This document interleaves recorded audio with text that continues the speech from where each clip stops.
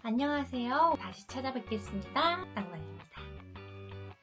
실은 저는 오늘 두 번째 찾아뵙는 거예요. 전에 촬영했던 영상이 있어요. 아까 또 출산을 했을 때랑 컴퓨터로 옮기던 와중에 아까 찍었던 영상이 날라갔습니다. 아까 했던 얘기니까 좀 더 능숙하게 할 수 있겠죠? 오늘 수다를 떨어볼까 하는데요. 많은 분들이 영상을 봐주시고 저랑 같이 이렇게 수다를 떠는 영상이 재밌었다고 피드백을 좀 많이 받아가지고 오늘은 아예 작정하고 수다를 떨려고 이렇게 찾아뵙게 됐습니다.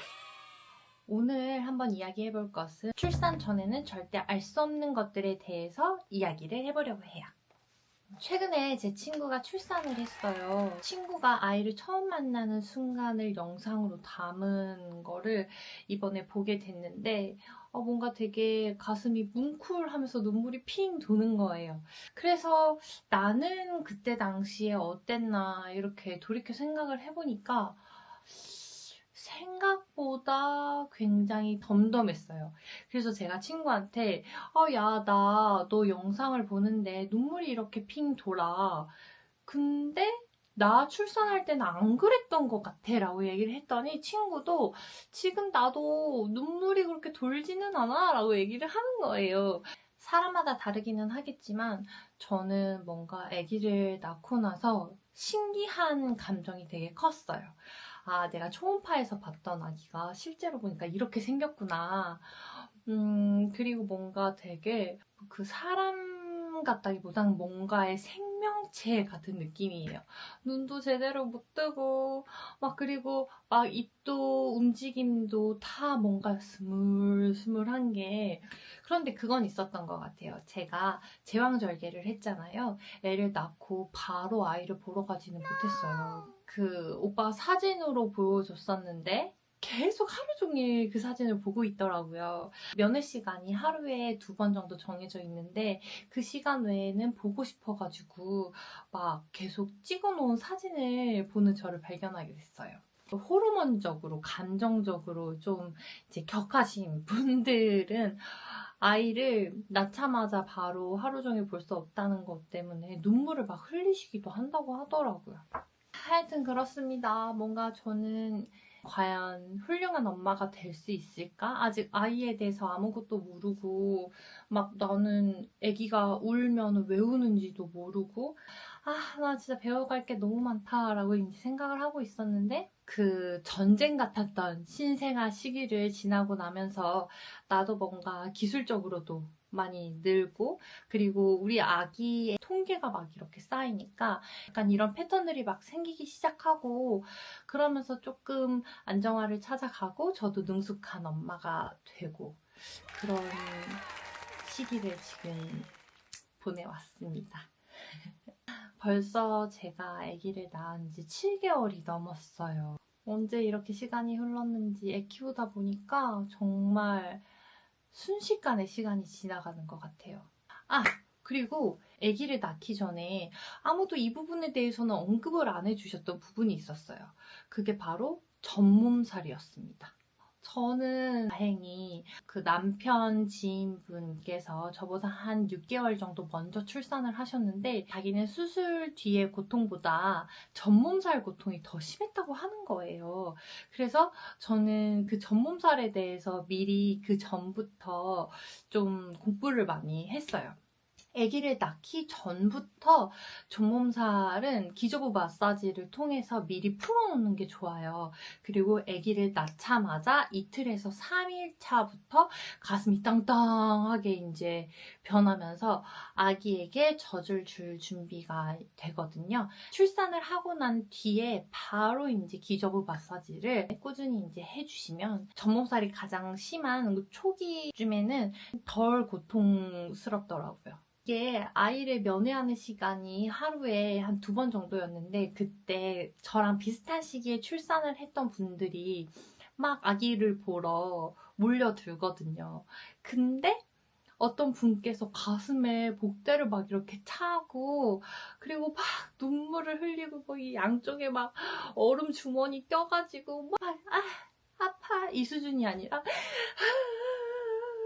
하시면서 막 진짜 꼴꼴이 우시는 거예요. 저는 그걸 보고 전몸살인가? 저분 전몸살이 제대로 왔나 보다 막 하면서 미리서부터 기저부 마사지를 하길 잘했다라는 생각을 했어요. 그 정도로 전몸살이 무섭습니다, 여러분. 미리 기저부 마사지 필수. 최근에 제 친구가 출산을 했다고 했잖아요. 그래서 바로 기저부 마사지 하라고 얘기를 했어요. 이게 못 느끼고 있다가 갑자기 가슴이 진짜 팍 아파지거든요. 약간 돌덩이 같고 그런 느낌이죠. 저도 제 가슴이 실제로 그런 용도로 쓰이고 있다는 게 너무 신기했고, 모유를 이렇게 주면은 뭐 초반에는 잘 안 나온다고 하니까 애를 먹는다라는 이야기를 들었었거든요. 근데 저는 처음 이렇게 유축을 해가지고 120ml가 나온 거예요. 출산 후에 한 일주일 정도 나오는 초유는 병아리색에 가깝습니다. 그래서 그 귀한 초유를 첫 유축부터 120ml 꽉꽉 채워가지고 애기한테 줄 수 있었어요. 애기한테 모유를 주기에 적합한 몸이구나 라고 해서 내가 모유를 완모를 할까라는 이제 고민에 접어들게 된 거죠. 근데 제가 분유로 넘어가게 된 계기는 이 모유를 유축을 하지 않으면은 이렇게 가슴이 아파오고 눈물을 흘리듯이 양쪽 가슴에서 막 눈물을 흘리는 거예요. 막 샤워를 하고 혈액순환이 잘 되면 또 눈물을 흘리고 있어요. 그리고 저는 워낙 음식을 좋아하는 사람인데 모유를 하다 보면은 먹을 수 있는 음식이 제한이 됩니다. 매운 것도 못 먹어요. 물론 술도 못 마십니다. 그리고 이런 부분도 있더라고요. 완모를 계획하시는 분들은 아기를 낳고 나서 그냥 계속 분유 없이 모유를 계속 주는 것을 추천한다고 해요. 그 저줄병원에서 물리는 시도를 좀 이렇게 도와주세요. 선택권을 주시거든요. 새벽 수유도 하시겠어요? 이렇게 물어봅니다. 그때 완모를 하시는 사모님께서는 새벽 수유 하겠습니다 라는 결정을 하셔야 됩니다. 그렇지 않으면은 아기가 우유병과 분유에 익숙해져서 엄마 모유에 대한 거부가 조금 많이 늘어날 수가 있어요. 저 같은 경우는 이제 새벽 수유는 좀 체력적으로 힘들 것 같아서 새벽엔 좀 쉬고 싶습니다 라고 말씀을 드렸어요. 그러다 보니까 낮에 아기가 제 젖을 거부를 하더라고요. 조금 더 오픈을 해보자면 이게 엄마의 유두 모양에도 아기들은 영향을 많이 받습니다. 그래서 저는 한 몰까지는 아니었는데 유두 길이가 굉장히 짧은 편이었어요. 그래서 직접적으로 물리지는 못하고 계속 그 깍지를 썼었거든요. 그래서 가슴 위에 깍지를 대고 아기가 그 깍지를 빠는 경우가 돼버려가지고 그 깍지를 끼면서 아기가 오히려 더 불편해하기 시작합니다. 안 그래도 분유에 익숙해지고 젖병에 익숙해진 아이인데 깍지에 엄마 젖을 빨려고 하니까 더 힘든 거죠. 그렇게 되다 보니까 유축이 편해지고 유축 모유를 아기한테 먹이다 보니 젖병 설거지대로 하고 유축 그 소모품 설거지도 계속하고 모유의 장점은 젖병 설거지나 뭐 물을 끓이거나 미리 분유를 준비하거나 할 필요 없이 그냥 가슴만 내주면 되는 거잖아요. 근데 저는 모유를 먹이기 위해서 깍지, 유축기, 젖병 막 다 이거를 해야 되다 보니까 이 너무 체력적으로도 힘들고 약간 되게 소모적이었어요. 이럴 바에야 차라리 브레자를 쓰고 말지. 나 브레자 이미 있다고. 신생각해요. 그것 말고도 할 게 너무 많고 신경 쓸 거 너무 많고 정말 육아는 쉽지 않습니다. 신생아 키우기가 그렇게 힘든가요? 말 나온 김에 한번 얘기를 해볼게요. 우선은 첫 아이면은 내가 아이에 대해서 잘 모른다. 정말 모든 게 다 처음인 상태에서 아기가 조리원에 익숙해져 있다가 저희 집에 딱 왔는데 정말 그날 5시간을 내리울더라고요. 진짜 나도 울고 싶었고 분명 기저귀도 갈았고 밥도 먹었는데 얘가 왜 이렇게 울지? 그냥 집에 적응을 못했구나 이러면서 진짜 하루 종일 안고 있고 밤새 안고 있고 있고, 그리고 밤낮이 신생아들은 딱히 구분이 없어요. 신생아들은 3시간에 한 번씩 수유를 하지 않으면 탈수 현상이 올 수도 있어요. 그래서 일부러라도 깨워서 새벽 수유를 하라는 소아과 선생님들의 의견도 꽤 있는 편입니다. 솔직히 100일 전까지는 그냥 버티자라는 마음으로 열심히 새벽 수유를 하고요.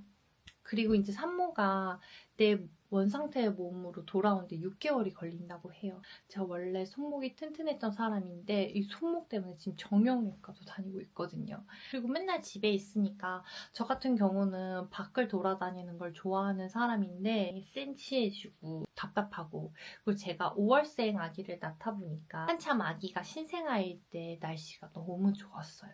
막 더워지기 직전이어가지고, 그래서 이 좋은 날에 나는 이렇게 실내에 박혀 있구나 하는 그런 생각들도 굉장히 많이 들고, 뭔가 심리적으로나 체력적으로나 되게 많이 지치게 되는데, 그때 가장 중요한 건 배우자입니다. 여러분, 배우자의 힘이 굉장히 큽니다. 남편들의 힘이 큽니다. 남편 듣고 있나? 우리 같이 열심히 파이팅 해봅시다. 그래서 그때 한참 신생아 케어할 때 산후도우미 선생님이 오셨을 때 너무 진짜 너무 감사했어요. 그래서 도우미님 가시는 날에 정말 진짜 본격적으로 시작이 됐다. 나 혼자 어떻게 케어하지? 나 과연 할 수 있을까? 약간 이런 생각이 들면서 혼자 남겨진 기분이 들더라고요. 저희는 직계 가족들은 다 저희 아기를 100일 전에 보고 싶어서 100일에 주사를 맞고 그렇게 집을 방문해 줬거든요. 가족들의 힘으로 좀 그 우울했던 시기를 좀 많이 잘 버텨왔던 것 같아요.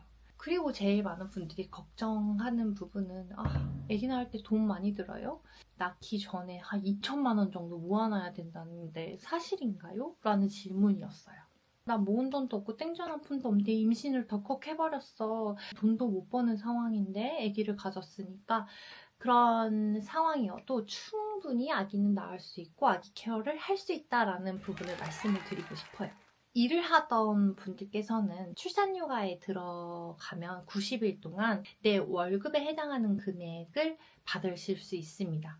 그리고 육아휴직을 하게 되면, 저 같은 경우는 육아휴직을 하게 되면 한 130만 원 돈이 들어오더라고요. 내년이 되면은 더 많아진다고 하니 올해보다 내년이 더 좋아지고 내년보다 내후년이 더 좋아질 거예요.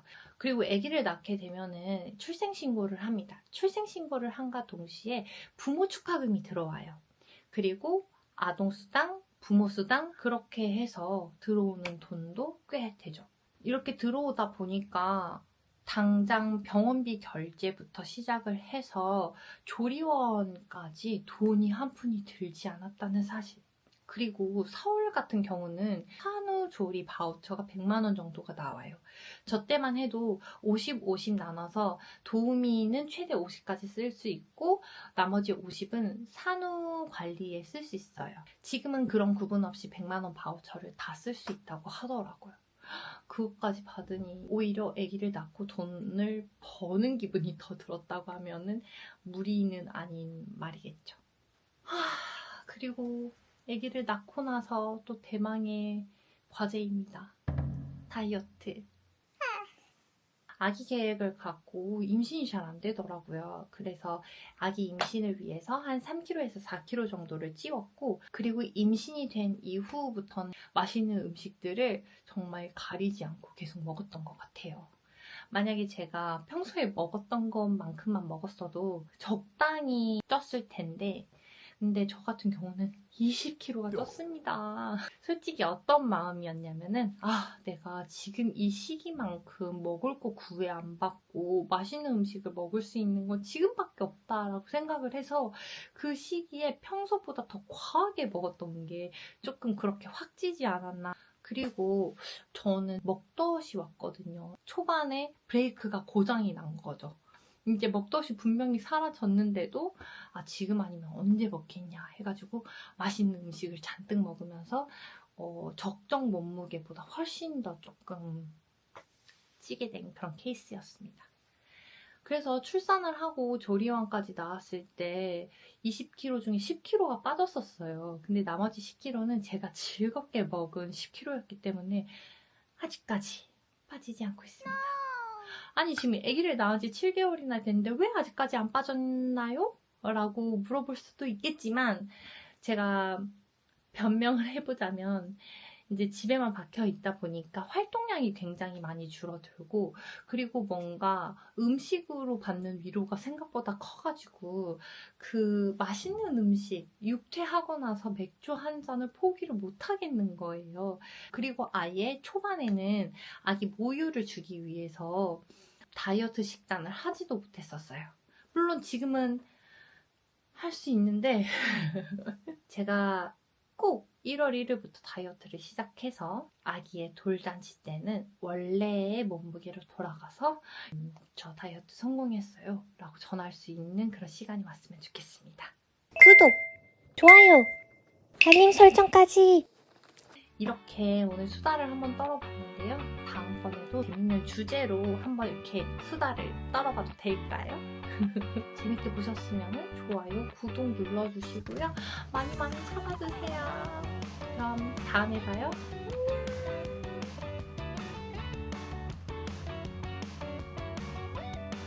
사람 없이 저 혼자 카메라 대고 이렇게 수다 떠는 거